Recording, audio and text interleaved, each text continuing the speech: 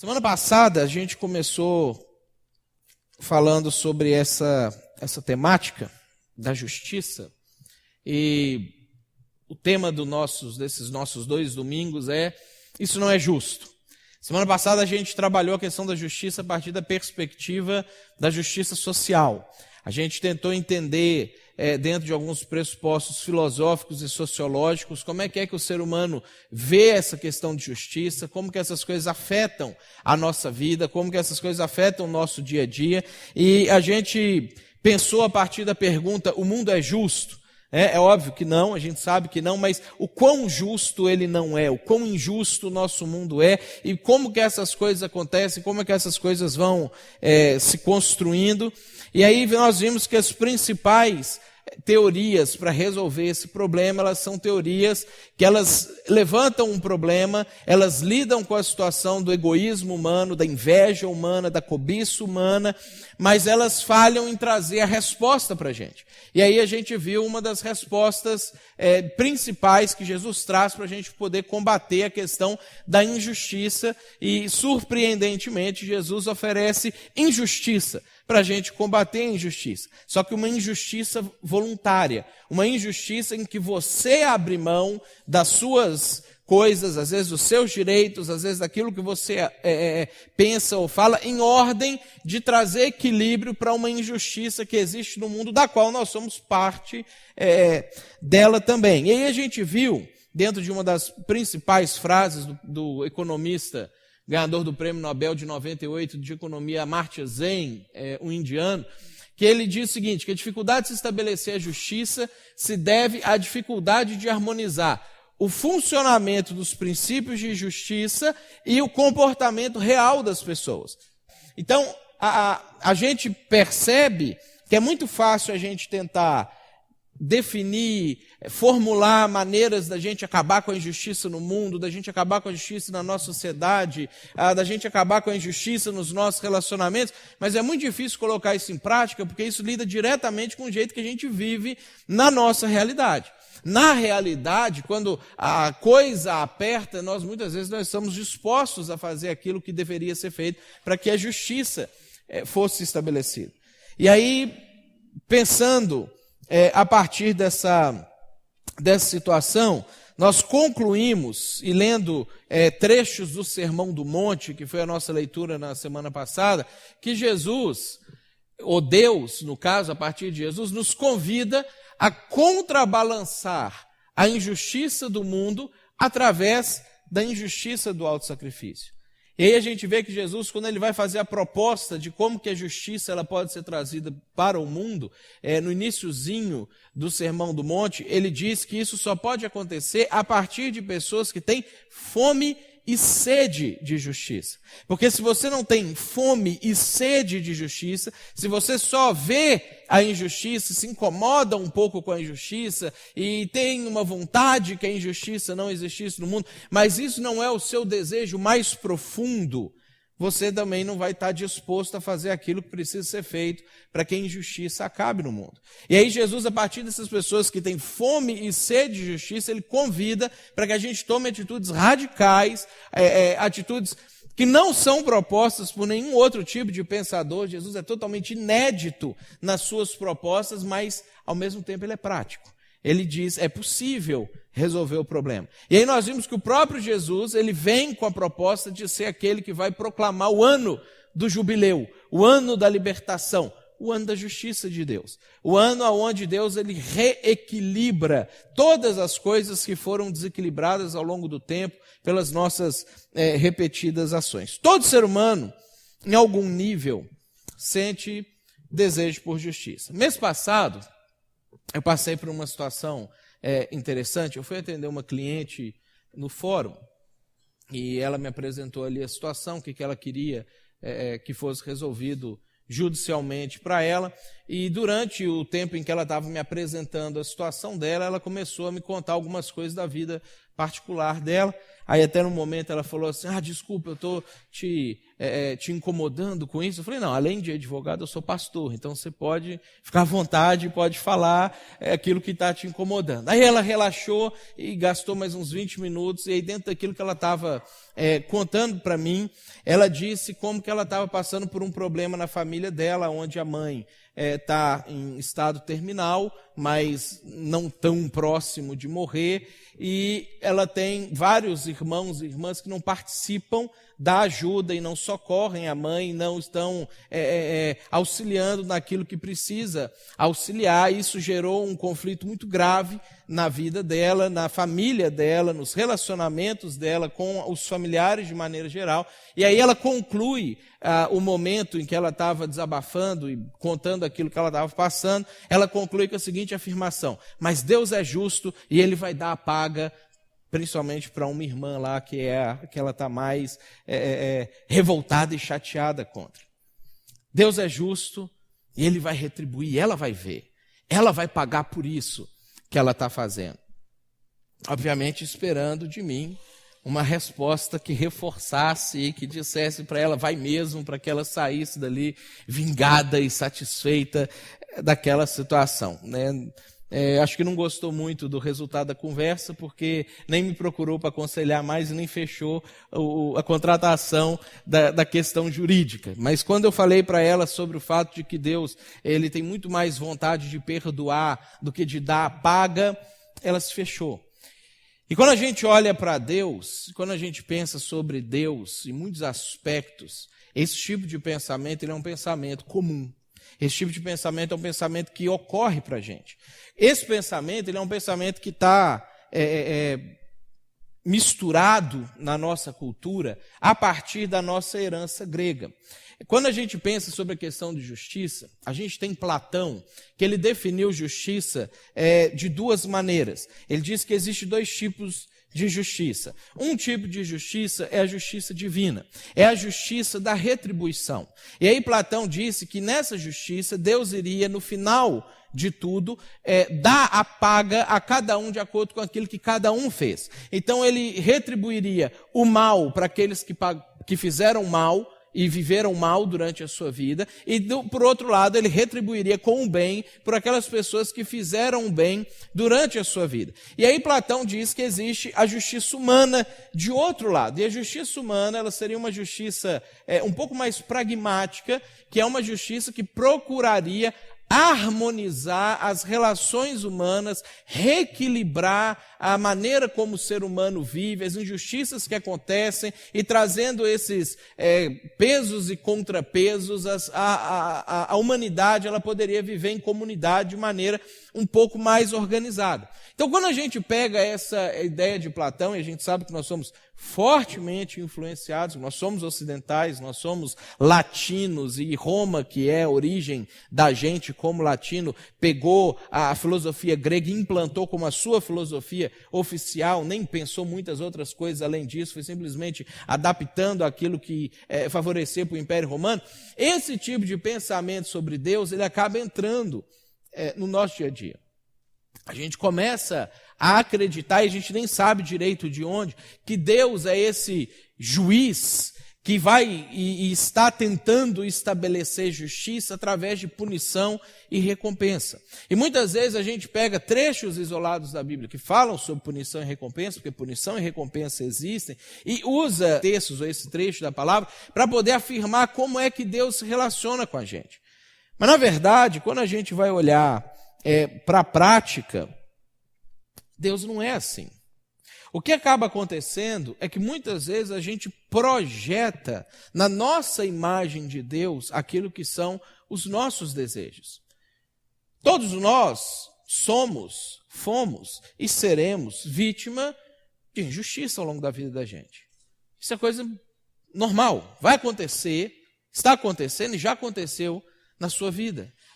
O nosso mundo não é um mundo justo. E o que acontece é que quando a gente vai vivendo essas situações de injustiça, essas coisas vão acontecendo com a gente, nós começamos a projetar em Deus aquilo que é o nosso sentimento, o nosso desejo que fosse a solução daquelas coisas. E, obviamente, o nosso desejo é que Deus removesse todos aqueles ou tudo aquilo que estivesse atrapalhando a gente. O Salmo 137, ele é um salmo muito interessante. Se você ler os 2 últimos versículos do Salmo, você ficaria horrorizado em pensar como é que isso está na Bíblia. Como é que isso chegou lá? O Salmo 137, ele finaliza com o salmista, né, louvando ao Senhor, é uma canção, é um louvor. Você imagina a gente colocar essa música no louvor da igreja aqui, falando assim, filha da Babilônia, né, ou iraquianos, se fosse contextualizar com a situação que a gente está vivendo hoje, né? Feliz ou bem-aventurado aquele que te der o pago daquilo que fizeste contra nós. E o último versículo diz assim, feliz aquele que pegar teus filhos e esmagá-los contra as pedras. Imagina cantando um negócio desse no louvor da... Tem, né? Um sabor de mel de vez em quando surge por aí, tentando rememorar esse tipo de canção. O salmista, quando ele escreve isso, ele está colocando para fora aquilo que ele sentia e que a gente muitas vezes sente no nosso dia a dia. É interessante Deus permitir que essas coisas cheguem na Bíblia para mostrar que a gente não é tão ET assim, que as pessoas santas, as pessoas boas, as pessoas que foram salvas, também pensavam bobagem. Elas também tinham desejos errados. E Deus permite que essas coisas entrem para que a gente possa se identificar com eles e entender que, apesar disso fazer parte do nosso dia a dia, Deus não é assim. Deus não trata e não lida com as coisas nessas categorias, como o Platão trouxe para a gente, ou como o salmista que escreveu o número 137 trouxe para a gente. É por isso que Deus, ele vem à terra pessoalmente, em Jesus, para poder mostrar quem ele é, para mostrar o seu caráter e para mostrar como é que a justiça vai ser restabelecida na terra de alguma maneira. Como nós vimos semana passada, então Jesus ele chama a gente para a injustiça do auto-sacrifício, importante a gente lembrar isso bem, que a partir disso nós vamos conseguir equilibrar as injustiças que são causadas pela nossa cobiça, pela nossa inveja e pela nossa maldade. Pensando sobre isso, pensando sobre sua cobiça, inveja e maldade, pensando sobre a sua participação nas injustiças do mundo, você gostaria que Deus fosse justo com você? Às vezes a gente gostaria que Deus fosse justo com outras pessoas. Mas você gostaria que Deus fosse justo com você nas categorias que você constrói, constitui justiça? Eu quero olhar com vocês uma história sobre justiça para a gente entender o jeito que Deus nos trata, para a gente entender como que Deus está procurando restabelecer a justiça no mundo a partir das ações dele. Essa nossa história está lá em João capítulo 8, a partir do versículo 2. Se você quiser acompanhar, eu vou projetar ali os textos. E essa história, ela se passa no Templo de Jerusalém. O Templo de Jerusalém era o centro religioso do povo judeu e, na verdade, era o centro religioso de adoração ao Deus verdadeiro no mundo inteiro. Não existia nenhum outro lugar no mundo aonde se pudesse adorar a Deus plenamente, que não fosse nesse lugar. Lá no capítulo 4 de João, a gente tem um embate entre a mulher samaritana com Jesus, onde a mulher samaritana fala assim, os judeus falam que tem que adorar em Jerusalém, nossos pais falam que pode adorar nesse monte. Aí Jesus fala assim, vai vir a hora agora que essa coisa vai acabar, mas até o momento a salvação vem dos judeus. É assim mesmo, a coisa funciona lá. E Jesus, num determinado momento do ministério da vida dele, ali no último ano e meio, o último ano do ministério dele, ele passa a frequentar bastante o templo para poder ensinar a partir do templo. O templo, ele foi projetado intencionalmente para poder demonstrar uma série de coisas a respeito do caráter de Deus, da maneira de Deus tratar com justiça em relação aos nossos pecados. Então, no templo, você tinha tudo isso aqui eram as construções referentes ao templo. O templo mesmo, propriamente dito, seria só essa parte aqui. Só essa casinha, essa parte fechada aqui. Então, no templo, você tinha as escadas que davam acesso ao templo. A gente vai ver daqui a pouco alguma coisa sobre essas escadas. Quando eles passavam, eles entravam nessas partes aqui, ó, que eram chamadas de pátio dos gentios, aonde todos os não-judeus que quisessem adorar a Deus podiam ficar ali. Eles não podiam avançar dessa parte, então eles adoravam a Deus meio que à distância. Aí depois você podia entrar nessas portinhas aqui e você tinha o pátio das mulheres judias. Então as mulheres judias, elas não podiam entrar na parte central, mas elas podiam adorar a Deus a partir desse segundo espaço, desse segundo momento. E aí a gente tinha, quando entrava por essas portas que eram de casinhas administrativas, etc., o pátio dos homens, que era chamado de o pátio de Israel, onde todos os homens judeus podiam entrar para adorar a Deus. Desse pátio tinha acesso a um altar, que era uma construção em pedra, onde eles queimavam os sacrifícios. Então, nesse altar, as pessoas, os homens judeus, eles traziam os seus animais, dependendo do tipo de sacrifício que eles iam fazer, podia ser um boi, podia ser um jumento, podia ser algum tipo de ave. Eles traziam os seus animais por aqui, atravessavam essa parte toda aqui, entravam, e aí nessa parte aqui, os sacerdotes e os levitas, que eram aqueles responsáveis pelo templo, eles matavam os animais de acordo com as cerimônias necessárias, dependendo do tipo de sacrifício, do tipo de pecado que a pessoa tinha cometido, e colocavam a carne do animal em cima do altar para pegar fogo. E aí queimar essa carne fazia, e antes um pouquinho de matar o animal, o homem que levava o seu animal, ele colocava a mão sobre a cabeça do animal, simbolizando que os pecados dele estavam sendo transferidos para aquele animal. E aí então o sacerdote matava esse animal, colocava esse animal no altar, ele pegava fogo, queimava todo, subia, a Bíblia fala que era um aroma agradável, a gente sabe o cheiro de churrasco, é bem agradável mesmo, então subia aquele cheiro, e isso fazia com que Deus então perdoasse os pecados das pessoas. E aí uma vez por ano, o sumo sacerdote entrava no final dessa casinha aqui e oferecia um tipo muito específico de sacrifício a Deus no dia do perdão, no Yom Kippur, aonde ele oferecia sacrifício pelo povo inteiro, levava um pouquinho de sangue, colocava um pouco de sangue na tampa que cobria a Arca da Aliança. Esse era o ritual de perdão que as pessoas que gostariam de ser perdoadas por Deus, os seus pecados, tinham naquela época. Isso simbolizava que você então não precisaria morrer pelo seu pecado, um animal inocente assumia a sua culpa, assumia o seu pecado e Deus perdoava você, porque ele punia o seu pecado no animal.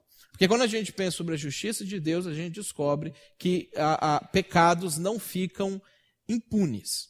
E isso faz parte da maneira como Deus criou o mundo e como Deus estabeleceu que as coisas seriam no mundo.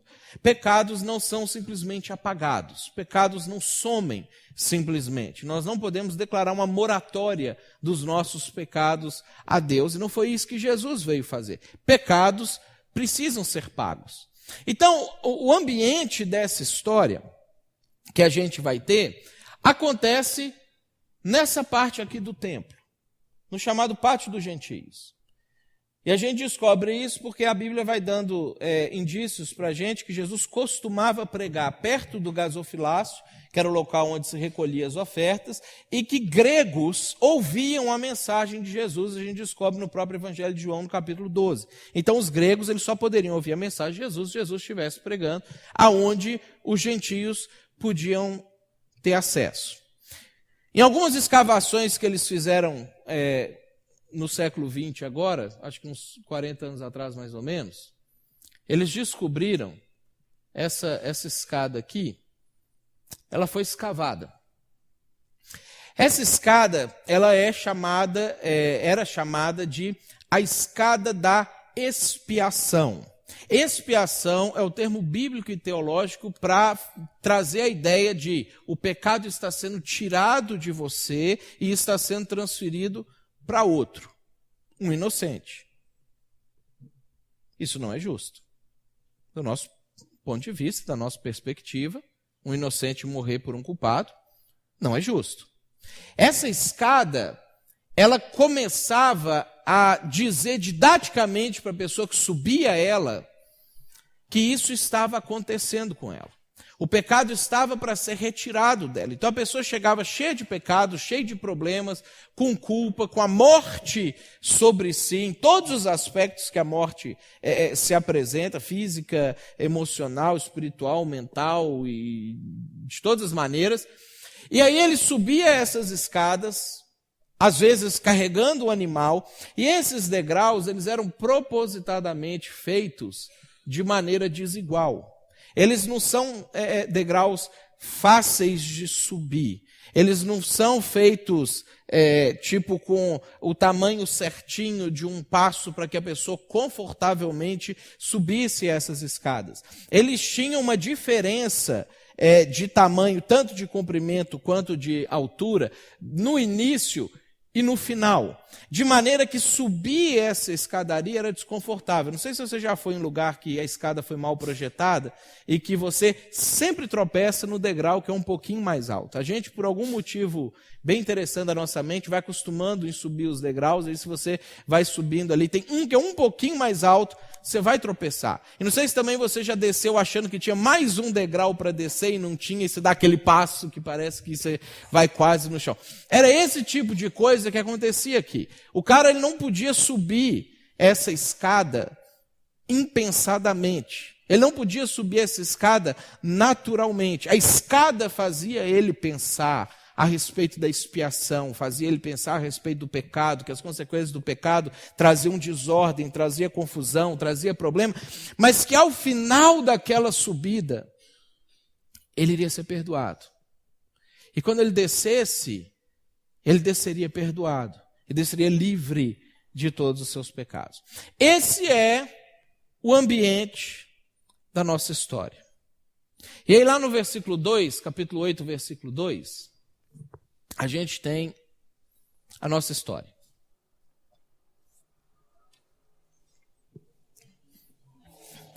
De madrugada, Jesus apareceu novamente no templo.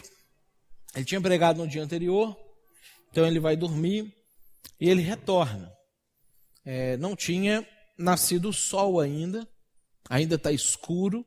Então Jesus ele sobe essas escadas, ele se posiciona ali no pátio dos gentios, onde todo o povo se reuniu ao seu redor. E ele se assentou para ensiná-lo. Provavelmente em algum outro degrau, em algum outro local que tinha ali. Os mestres da lei e os fariseus trouxeram-lhe uma mulher surpreendida em adultério. Pensa nessa situação aqui. Quando a gente lê o contexto, os textos anteriores, a gente vê que Jesus no templo ele tinha entrado em vários debates e várias discussões com os fariseus. E eles iam perdendo os debates. E quanto mais eles perdiam o debate, na época de Jesus, o argumento ele era muito importante, ele funcionava para a maneira como a pessoa ia viver a vida dela. Então, se você tinha duas pessoas que discutiam uma ideia e uma pessoa ganhava o debate, ele também conquistava a confiança das pessoas que passavam a seguir ou começar a seguir aquelas orientações. Então Jesus ele estava ganhando os debates e ele estava tirando os seguidores dos escribas e dos fariseus, que eram os líderes religiosos da época, e as pessoas começavam a dar crédito para Jesus. E isso tinha acontecido nos dias anteriores. Então Jesus ele vai dormir, e esses fariseus e esses escribas, ao invés de eles irem também dormir e voltar no dia seguinte para continuar as suas discussões, eles passam a noite inteira espreitando uma mulher, na expectativa que aquela mulher caísse em adultério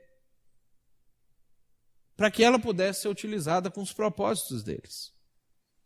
E eles pegam a mulher no ato.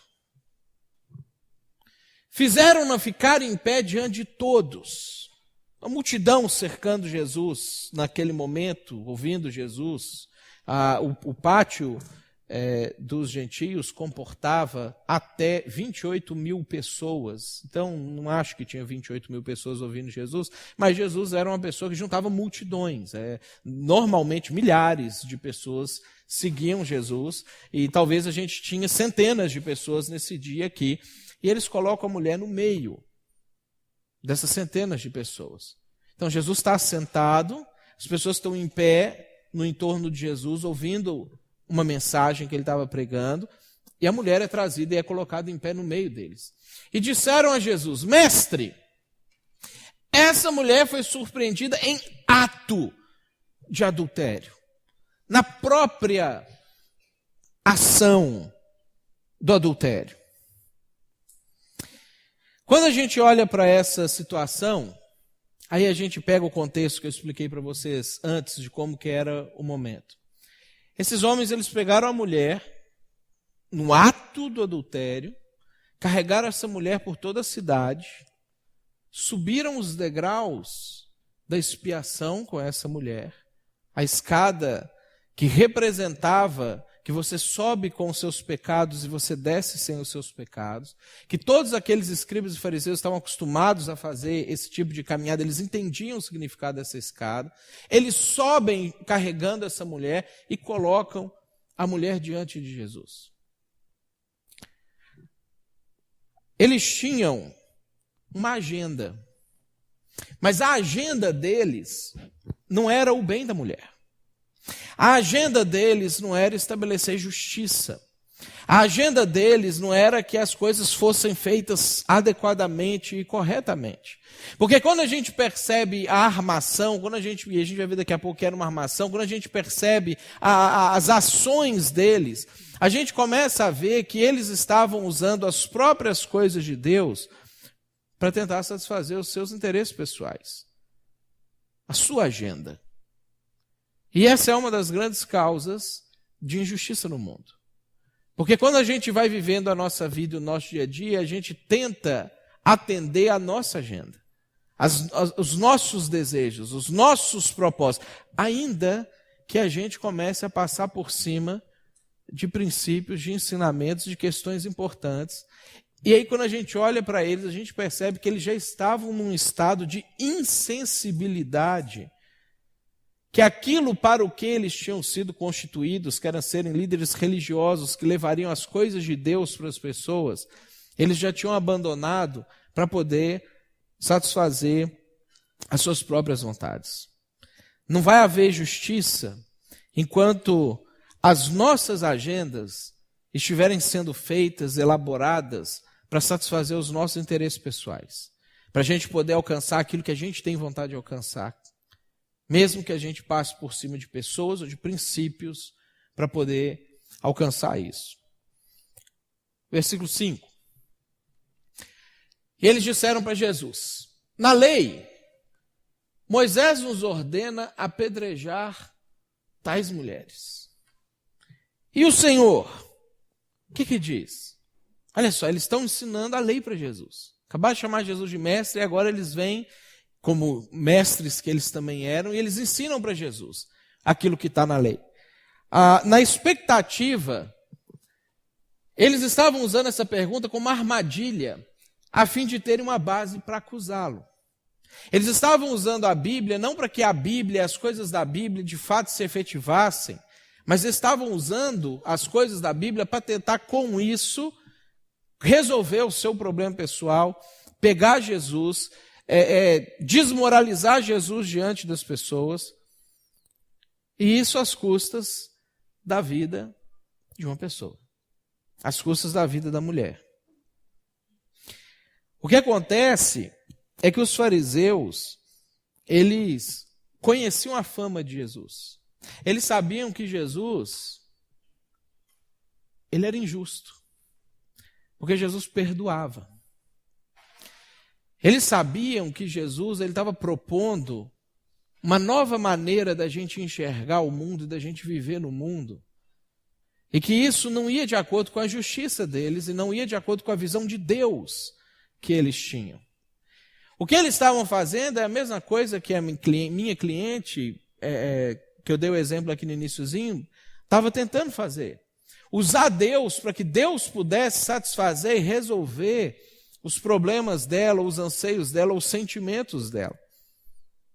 Era o que eles estavam fazendo, e é isso que a gente, como religiosos, porque nós somos os religiosos, muitas vezes corremos o risco de fazer com os nossos usos, pensamentos, afirmações a respeito das coisas da Bíblia.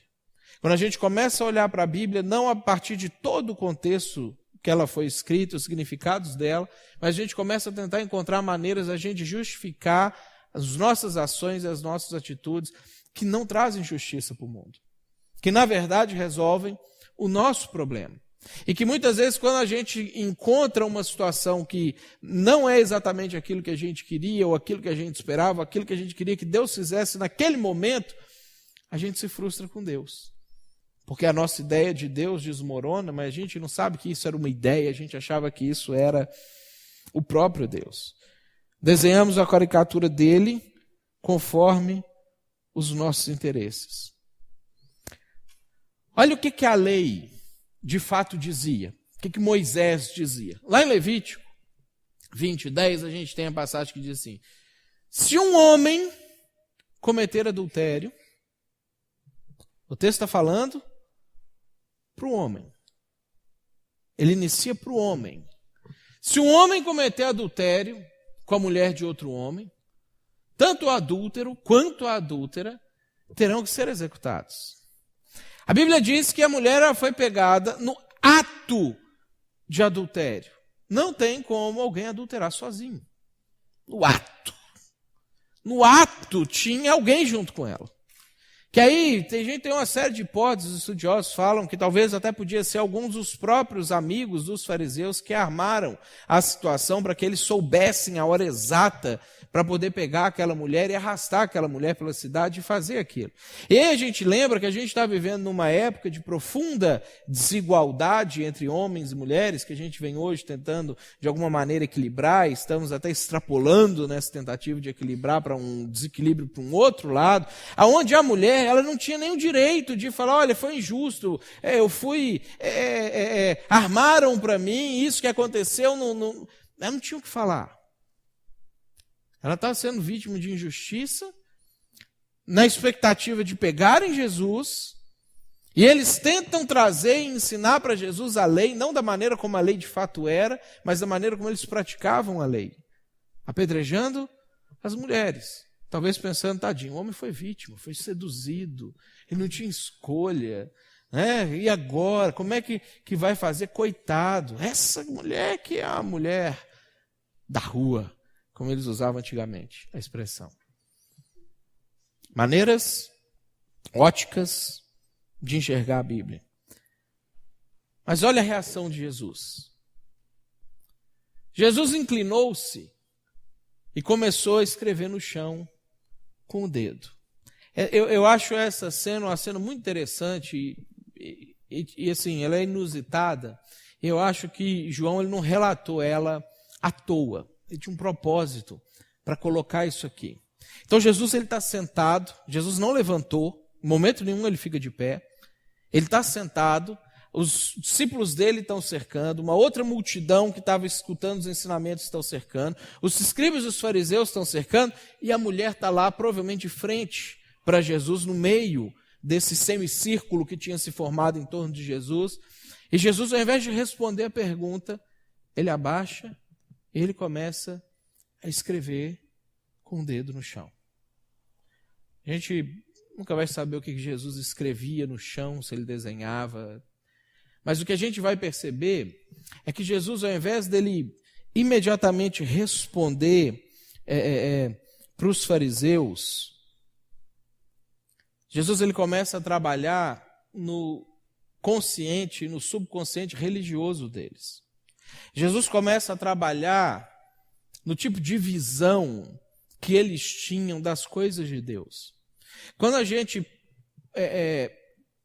pega a outra única passagem da Bíblia que fala sobre alguém escrever com o dedo, a gente volta lá no Êxodo 31 e a gente lê o seguinte: quando o Senhor terminou de falar com Moisés, e a gente vê que aqui a questão é Moisés versus Jesus, eles estão apresentando a lei de Moisés para pegar Jesus. Quando o Senhor terminou de falar com Moisés no Monte Sinai, deu-lhe as 2 tábuas da aliança, tábuas de pedra escritas pelo dedo de Deus.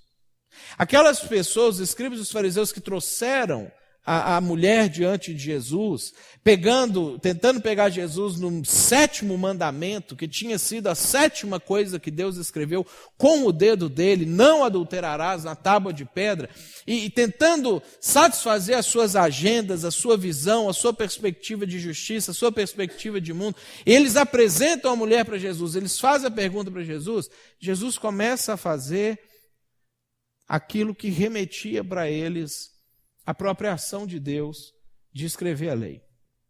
Talvez, Jesus está tentando aguçar neles o verdadeiro sentido da lei. Jesus está tentando, de alguma maneira, trabalhar no coração deles o que de fato Deus estava querendo quando ele escreve com o dedo esses mandamentos. E aí, quando a gente vê essa reação de Jesus, a gente vê que os fariseus eles começam a ficar incomodados. E lá no versículo 7 diz assim: visto que continuavam a interrogá-lo, então eles continuavam: Jesus, você tem que responder a gente. Jesus, a lei diz isso, o que você diz? E aí, a gente vai poder apedrejar, não vai poder apedrejar? Você autoriza, você não autoriza? Você dá a chancela para a gente ou não? Você que é o mestre, o que você ensina para a gente? E Jesus está abaixado, escrevendo no chão. Talvez eles estavam pensando que estavam pegando Jesus, talvez eles estavam pensando que Jesus estava sem resposta, que Jesus não sabia o que fazer. Mas, na verdade, Jesus estava dando tempo para que eles pudessem expor o coração deles. Para as pessoas que estavam na volta e para eles mesmos. Porque cada vez que eles faziam a pergunta para Jesus, que eles insistiam com Jesus, eles estavam mais e mais demonstrando a injustiça do próprio coração. A maldade que existe dentro deles. E que essa maldade, gente, ela é uma maldade presente em nós também, como seres humanos. Que se manifesta de muitas maneiras diferentes, mas que, na verdade, isso é a causa da injustiça que existe no mundo. Jesus está tentando trazer consciência para aquelas pessoas. Ele está tentando fazer com que aquelas pessoas quebrem aquela insensibilidade deles, para que eles estejam preparados para a resposta que Jesus vai dar em seguida. O caminho para a justiça passa pelo reconhecimento que nós não somos justos. Essa é a resposta que Jesus vai dar. Não tem como a gente alcançar a justiça se a gente reconhecer que nós somos parte da injustiça. Não tem como a gente resolver os problemas sociais, os problemas emocionais, os problemas de relacionamento, se nós não entendemos que nós fazemos e nós construímos para que a injustiça aconteça no mundo. É isso que Jesus vai responder para eles. E Jesus, ele responde para eles da seguinte maneira: se alguém de vocês estiver sem pecado, seja o primeiro a tirar a pedra nela. Jesus, ele para de escrever e ele convida eles para apedrejar a mulher. E aí eles convidam ele para aplicar a justiça na vida da mulher. Mas só é possível aplicar a justiça se nós formos justos. Só é possível clamar por justiça se nós formos justos. E o que acontece é que esse Deus que normalmente a gente fica projetando para os outros não é o Deus que a gente quer para a gente. Normalmente a expectativa que a gente tem de como Deus deve agir com as outras pessoas não é a expectativa de como que Deus deve agir com a gente. E aí Jesus, ele gasta esse tempo, porque eles tinham feito toda essa armadilha, que era um pecado, eles tinham feito toda essa arquitetação, eles tinham, de certa forma, profanado o templo com as atitudes dele, com a maneira como eles estavam usando o templo e usando a Bíblia e usando a própria lei de Deus, de maneira totalmente insensível. E Jesus gasta um tempo para tentar desensibilizar ou sensibilizar aquelas pessoas.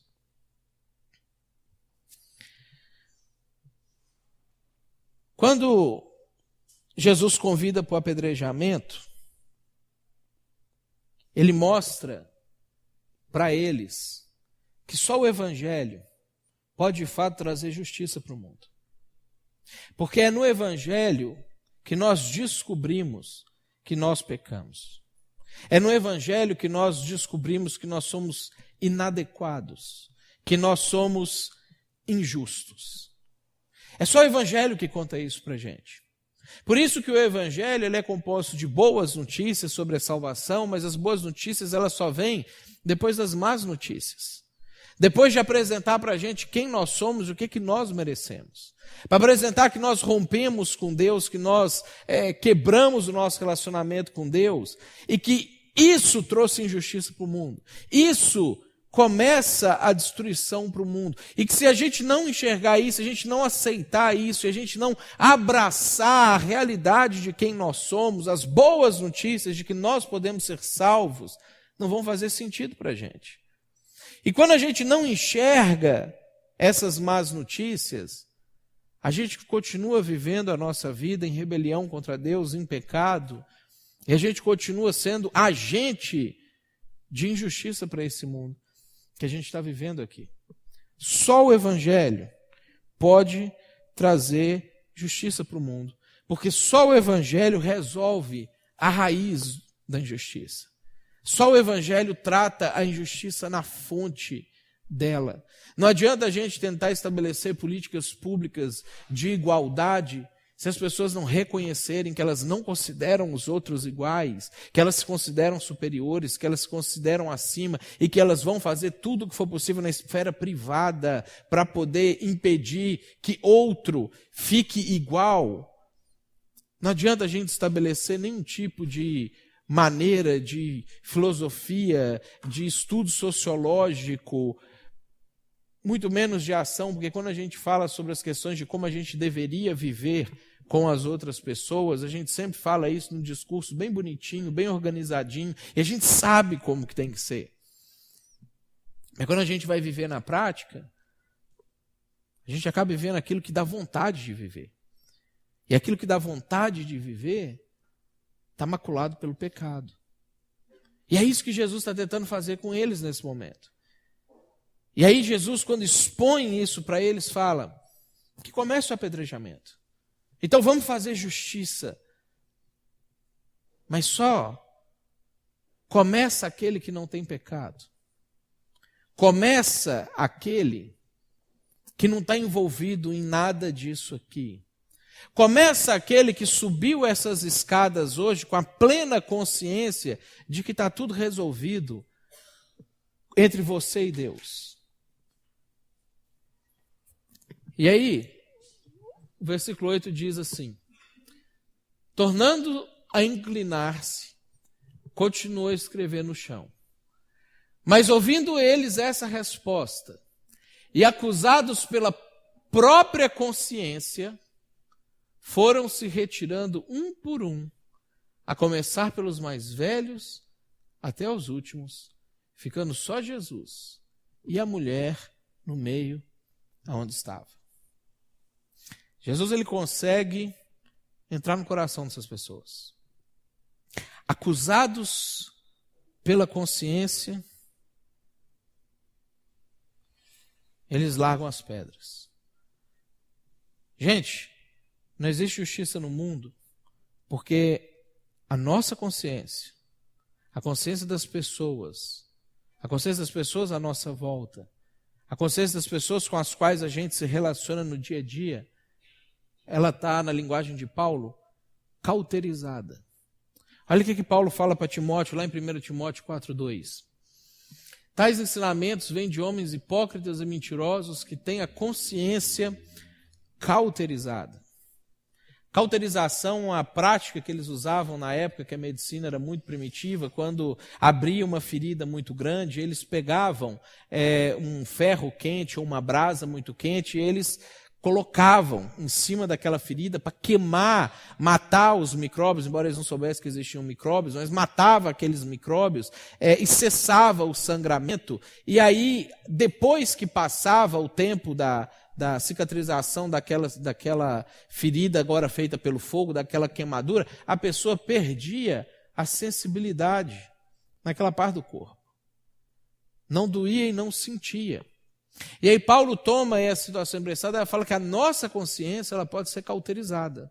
A nossa consciência ela pode ser marcada de tal forma que a gente perca a sensibilidade pelas coisas.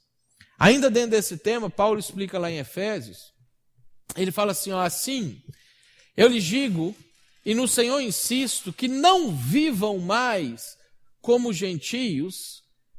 E aí ele vai dar uma série de descrições sobre sinônimos dessa consciência cauterizada, que vivem na futilidade dos seus pensamentos.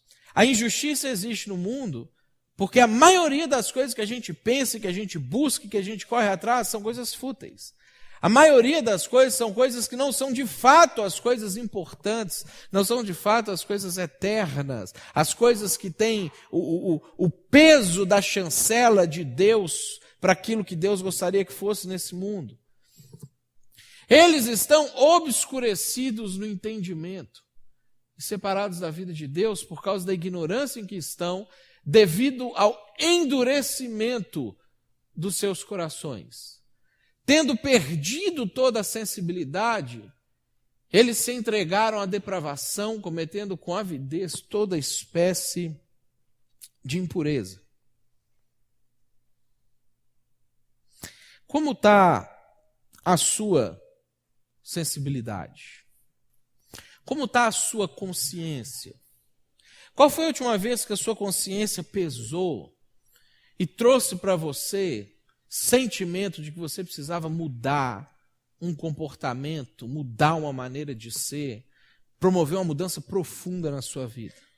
Não só um sentimento de que eu não devia ter feito isso, mas agora foi, mas um sentimento de que eu nunca mais posso fazer isso. Um sentimento de que eu preciso fazer o que for possível para mudar uma maneira de ver o mundo, uma maneira de agir no mundo, uma maneira de reagir diante das pessoas. Qual foi a última vez que você foi sensível para entender e enxergar que a maneira que você está vivendo, a maneira como você enxerga o mundo, o que você age no mundo é diferente da maneira que Deus propôs para você agir em alguma área da sua vida? Pode ser em áreas grandes, como as questões sociais que a gente trabalhou na semana passada, mas pode ser em questões pessoais, questões pequenas, questões familiares, questões relacionais, questões da amizade, questões do seu relacionamento com o seu vizinho. Qual foi a última vez que a sua consciência te acusou de uma maneira que você pensou assim, eu não posso mais viver com isso porque eu não tenho paz dentro de mim? O que acontece, e nós somos religiosos, corremos o risco, e é isso que estava acontecendo na história de Jesus com os fariseus, é que a gente começa a acostumar a selecionar pecados que nós consideramos grave, como eles consideravam não adulterarás, um pecado muito grave, e esses pecados, eles chocam e sensibilizam a gente. Ao passo de que outras coisas que trazem igualmente injustiça para o mundo, mas que nós habituamos a praticar, habituamos a viver, um estilo de vida que a gente se habitua a ter, essa coisa para de chocar a gente, para de incomodar a gente. E a gente começa, com a nossa consciência cauterizada, a ficar assim, a viver uma vida fútil. O nosso entendimento fica obscurecido, o nosso coração se endurece e a gente começa a perder a sensibilidade. O pecado te assombra ainda. Não o pecado do outro. Do outro eu sei que assombra. O seu pecado. Ele te assombra a ponto de você às vezes chegar e falar assim, puxa, como é que eu fui capaz de fazer uma coisa dessa? Como é que eu fui capaz de tomar uma atitude dessa, tomar uma decisão dessa? Como é que eu fui capaz de falar isso? Ainda te assombra, ainda te assusta. Ou às vezes você só pede perdão de noite para caso morrer e você precisa morrer e ir para o céu. E faz aquela confissão de pecados rápida, assim, perdoa por todos os meus pecados, por pensamentos, palavras e atos, que você não quer nem confessar, que você não quer nem pensar sobre eles, mas você acostumou, que alguém disse para você que você peca todos os dias por pensamentos, palavras e atos. Então você fala, Deus, perdoa por todos os meus pecados, pensamentos, palavras e atos. Mas aquilo não... Só para eu não morrer e ir para o inferno de noite. Porque às vezes de noite a gente acha que pode morrer, ou se a gente foi ensinado numa teologia meio errada, a gente acha que Jesus pode voltar de noite a qualquer momento, hoje pode voltar, e aí te arrebatou, você acorda de manhã e você não foi. Como é que você lida com essa questão do pecado? Como é que você lida com a questão da injustiça? A injustiça te assombra, a injustiça te assusta. Ver pessoas sendo injustiçadas provoca em você um desejo não só de que a justiça seja feita, mas de um envolvimento pessoal, de autossacrifício, aonde você vai abraçar injustiças para poder equilibrar a injustiça que a pessoa está sofrendo. Como a gente viu na semana passada, a gente viu um pouco hoje. Você tem fome e sede de justiça? O que Jesus faz com aquelas pessoas, com aqueles fariseus, as pessoas que estavam seguindo eles, apresentando o evangelho, mostrar para eles que o evangelho, ele pode trazer sensibilidade para a gente. A mensagem do evangelho, ela pode resgatar o nosso coração da dureza. Ela pode restaurar o nosso coração de cauterizações. Pode restaurar a nossa consciência para a gente começar a se sensibilizar com aquilo que Jesus se sensibilizava. Porque quando as pessoas trazem aquela mulher diante de Jesus, apesar dos pecados que aquela mulher tinha cometido, gravíssimos, Jesus se sensibiliza com ela. Jesus se sensibiliza com a situação.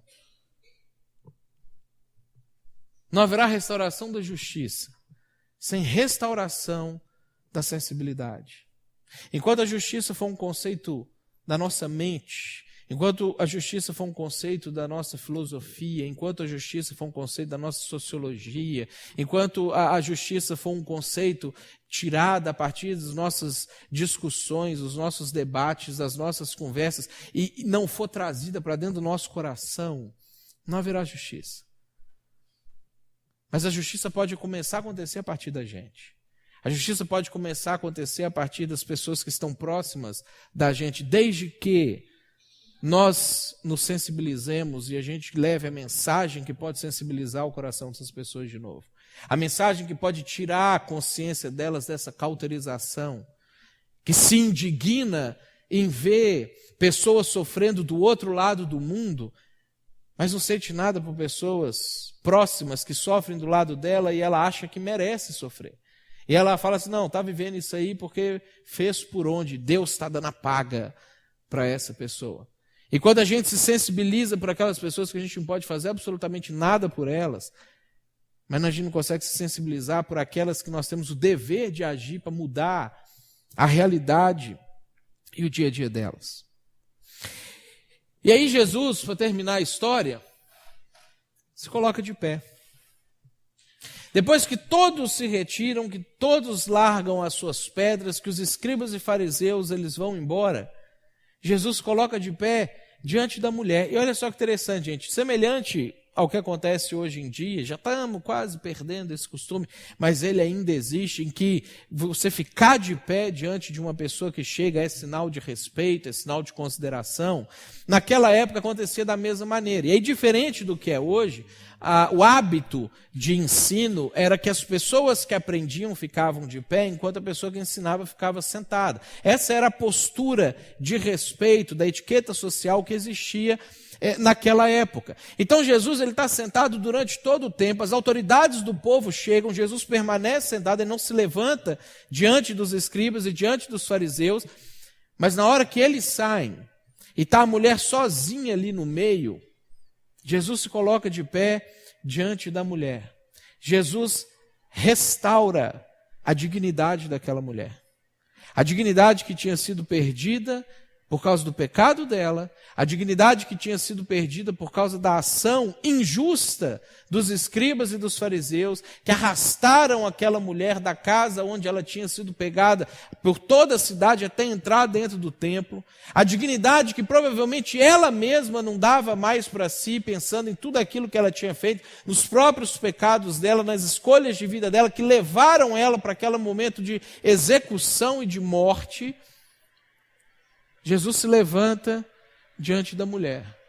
É um ato totalmente inusitado. Homens não se levantavam diante de mulheres naquela época. Mestres, rabinos, não se levantavam diante de alunos naquela época. Mas quando todos aqueles saem de perto, Jesus se põe de pé. Jesus restaura a dignidade da mulher.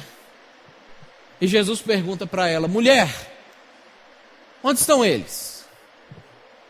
Ninguém te condenou? A mulher responde: ninguém, Senhor. Declarou Jesus: eu também não a condeno. Agora, vá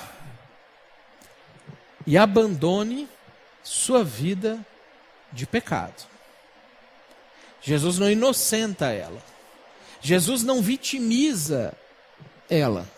Jesus não fala: você foi vítima da sociedade, dessa armação, e por isso que eu estou aqui fazendo tudo isso que eu fiz por você. Jesus restaura a dignidade da mulher, mas Jesus atribui responsabilidade para a mulher. Porque a mulher é parte da injustiça no mundo. Ela era parte daquilo que estava acontecendo. E ela também precisava de ter a sua consciência sensibilizada para que ela também pudesse mudar a vida dela. E aí quando Jesus propõe a restauração para ela, Jesus propõe uma restauração que é uma restauração completa.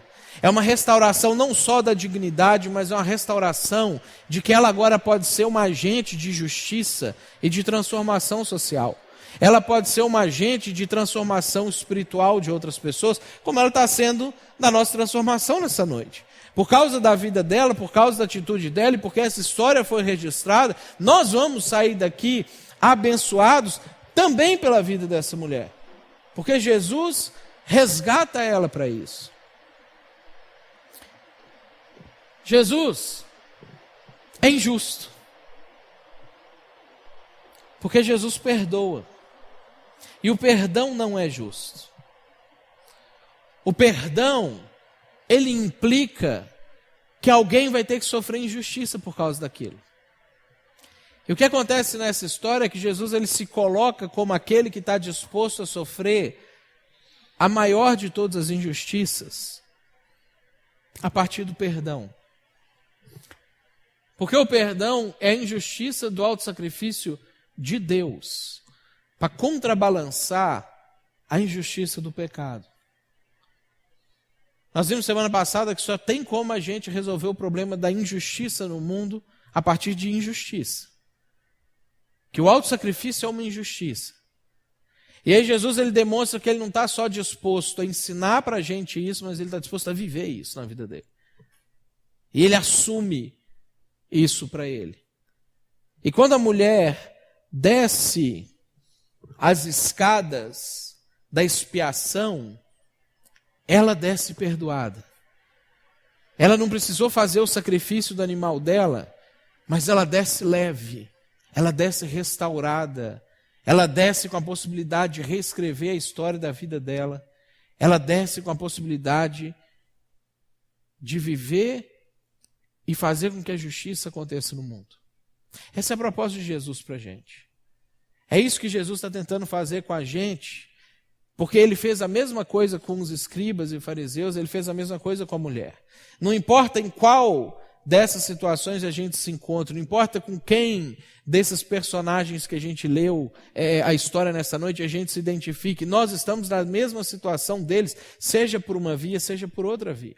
Seja pela via do cometimento dos pecados mais ditos absurdos, como o adultério da mulher, seja na via do pecado da insensibilidade, da dureza de coração, que nós, quando religiosamente abraçamos alguns dogmas, algumas doutrinas, temos o hábito de nos justificarmos a nós mesmos e começamos a viver dessa maneira que nos torna insensíveis para os outros e nos torna insensíveis para os erros que a gente comete. E Jesus, quando trata o pecado da mulher, ele mostra que o perdão, ele não é justificativa e ele não é permissão para que se viva no pecado. O pecado é grave. O pecado é que causa a injustiça. O pecado é que destrói a vida das pessoas e a nossa vida e a nossa sociedade e qualquer lugar que a gente vive. E aí, para a gente encerrar, o Papa Bento XVI, Joseph Ratzinger, ainda Papa, que ainda parece que está vivo, mesmo que escondido, ele, num dos seus livros, ele escreve que o amor supera a justiça. A justiça é dar ao outro o que é dele. O amor é dar ao outro o que é meu. Jesus não chama a gente para ser justo e aplicar a justiça no mundo. Jesus chama a gente para ser amoroso e aplicar amor no mundo. Porque é só assim que um dia a justiça pode ser restabelecida em todos os âmbitos. É só assim que um dia a gente vai poder viver a igualdade na qual Deus nos criou. E que Paulo fala tanto sobre isso nas suas cartas, que diante de Deus não há homem, mulher, escravo, livre, e aí ele cita etnias da época que se degladiavam, ele fala, diante de Deus nós somos todos iguais. Mas isso só vai acontecer se a gente parar de tentar com que Deus aplique justiça no mundo e a gente começar a orar pelo amor de Deus no mundo. Se a gente parar de esperar que Deus dê a paga e a gente comece a esperar que Deus tenha misericórdia. Porque é assim que a gente espera que Deus haja com a gente. É isso que a gente quer que Deus faça com a gente também. Jesus, ele não foi justo conosco. Ele foi amoroso. Ele deu o que era dele para a gente e tomou o que era nosso para si. Tudo que a gente tem que fazer é aceitar isso. Mudar a nossa maneira de enxergar o mundo através do arrependimento. Crer que isso é feito para mim também. E a Bíblia diz que nós somos salvos das nossas próprias injustiças. E nós começamos a participar da restauração que Deus está trazendo para o nosso mundo. E se a gente quiser de fato que haja justiça no mundo, a gente precisa lidar seriamente com o pecado e com a nossa consciência.